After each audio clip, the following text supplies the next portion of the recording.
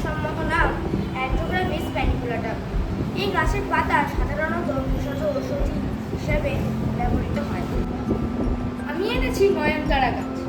এর বৈজ্ঞানিক নাম ক্যাটেসোরাস রোসাস। এর বৈশিষ্ট্য ব্যবহার হলো গ্রীষ্মপ্রধান দেশের ছোট ঝোপের মধ্যে একটি বাহারি গাছ। সারা বছর গোলাপি ও সাদা ফুল ফোটে। আয়ুর্বেদিক ওষুধ ও অন্যান্য কিছু উপাদান তৈরিতে ব্যবহৃত হয়।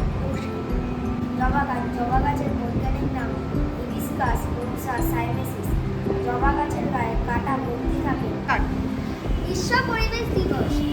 গন্ধরাজ লেবু।